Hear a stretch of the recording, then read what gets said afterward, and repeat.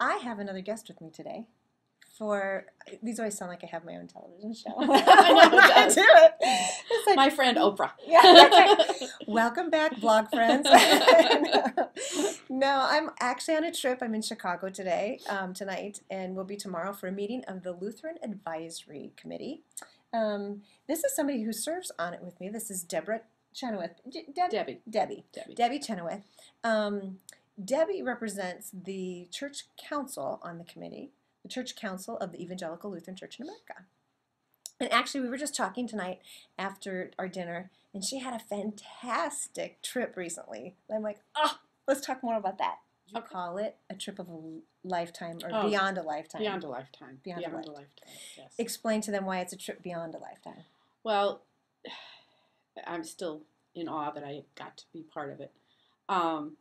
We went, it was an ecumenical trip, an ecumenical journey with the presiding bishop, Mark Hanson. And you went where? Well, we started out Istanbul. We started out in London. Met with the Archbishop of Canterbury at Lambeth Which is a real Palace. person, not just like a character in a story. He does have the wildest eyebrows I've ever seen. But a nice man, you said. Very, very nice man. And we met with officials from the Anglican Communion, with people from the Church of England, which is different than the Anglican Communion. So yeah, that alone would be fascinating to see how the nuances, all the different layers. Mm-hmm. Yes.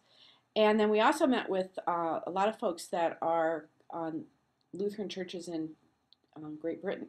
Oh, fascinating. So they were the Lutheran Church of Finland, the Lutheran Church of Sweden, the Lutheran Church of Norway, the Lutheran Church of Germany. And did they all seem London. very Lutheran? Was there a potluck? No. We had dinner. We did eat. Any black coffee? It was the first meeting we had right after we got off the plane. And seeing that we landed at 6:30 in the morning, and then we met them. You could have used some Lutheran black coffee. We could have used some Lutheran black coffee. Then the next part of our journey, we went to Istanbul, and we met with the Ecumenical Patriarch of the Orthodox Church. Wow. So he's the counterpart to the Pope for the Orthodox. Wow. Mm-hmm. Just an amazingly... He just radiated spirituality. He radiated joy of life. And for those of you who aren't following along, these are like heads of those church denominational faith units. Right. So the Archbishop of Canterbury is the head of the World Anglican Communion. The Ecumenical Patriarch is the head of the Orthodox, whether it be Eastern Orthodox, Greek Orthodox, Russian Orthodox, that sort of thing.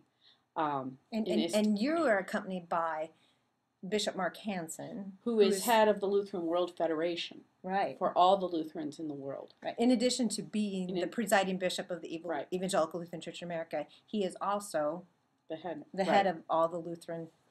Yes. We don't call those denominations. Lutheran churches. Lutheran churches. Yes. Mm-hmm.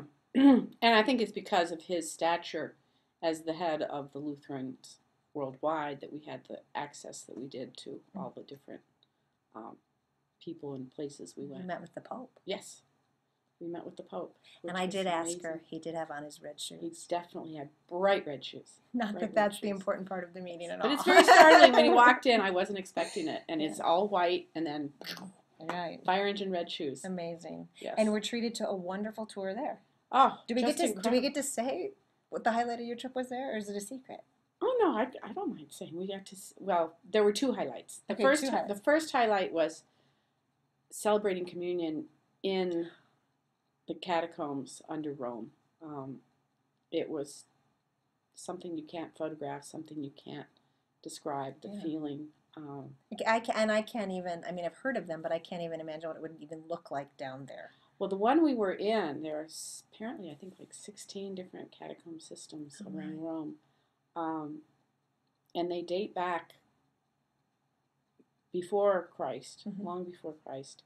The one we were in, I think they said had 11 miles of tunnels. Oh, my word. And how many 150,000 graves.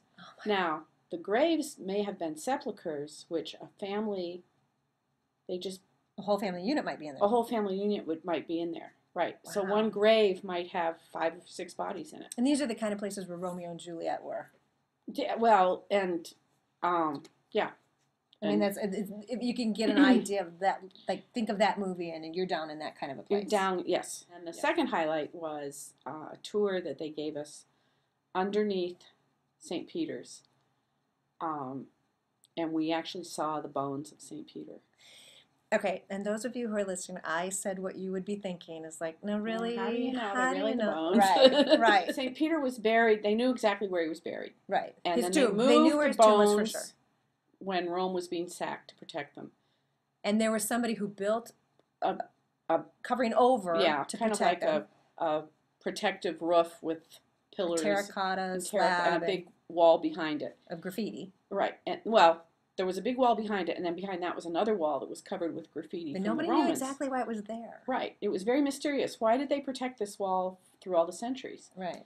And they even after the fall built St. Peter's over it to protect it. Well, back 99, there was an earthquake or something, and they had to do some foundation repairs underneath St. Peter's, and they found a crack in the graffiti wall and found the bones. And then they did forensics on it, and they'd say male between the ages 60 and 70, which was Peter's age. He'd been crucified. The body they knew had been crucified. And every bone was there except his feet, which they figured that they had to cut his feet off to get him off the cross. Because he was upside down. He was crucified upside down. No, yeah, that's a lot of facts going together. And that was all verified just this past December. Isn't that amazing? And so it's not very well known. Right. I mean, I'm sure. And you were standing right there. We were standing right there. So, like, is it one of those goosebump moments? Oh, your arms beyond goosebumps. Beyond goosebumps? Yes, beyond goosebumps. It's transcends reality. You just think, oh my gosh, I'm standing here looking at the bones of Peter who walked with Jesus. Yeah. It's just. Yeah.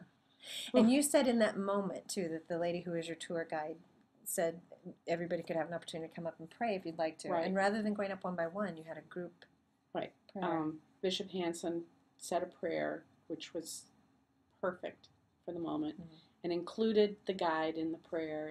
And there wasn't anybody without tears in their eyes and just feeling overwhelmed by the significance of the whole event. It was just amazing. Like, really, that it's we are connected through all of humanity, aren't we, though?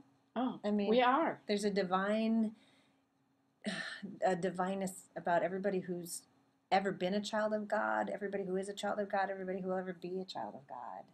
And isn't it moments like that where it like just feels almost tangible? It really does, and that was kind of the point of the whole trip. Our similarities are much stronger than our differences.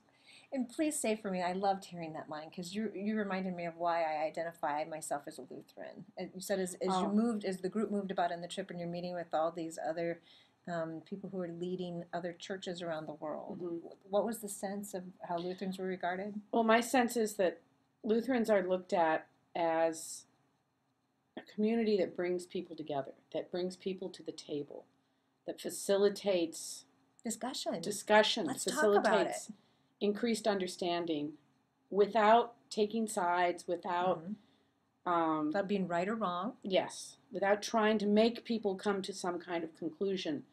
That we're looked at as Lutherans as bringing people to the table. And that's a really good feeling, and I felt that very strongly.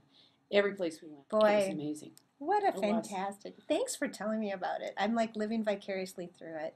I don't necessarily. I mean, to say I feel jealous isn't exactly accurate because it's even beyond my comprehension to know exactly why I should be jealous. It's still beyond my comprehension. I was there for the whole thing. It's just amazing. Like, it really is. like I was teasing you in your Christmas letter. I was like, yeah, when I saw the right. Archbishop of Canterbury and the Pope. And the Pope. The head of the World Council of Churches. Except you don't get to take pictures, so you're just going to have to prove it. But yes. Yeah, I believe you. Okay. I know who you went with, and I know it's pretty credible. Here's my concept. We don't have to go to meet the heads of churches to be able to have these dialogues. We can walk to the person next door, walk to the person down the street and say, let's talk about this. Why do you believe the way that you do? Thank you. Yes. And this is exactly why I like coming to my meetings. You never know what's going to happen. You never know what's going to happen or what I get to learn from people. Profound in the most simple of ways. Yours is actually pretty profound in profound ways. But a little both. A little both. Well, thank you.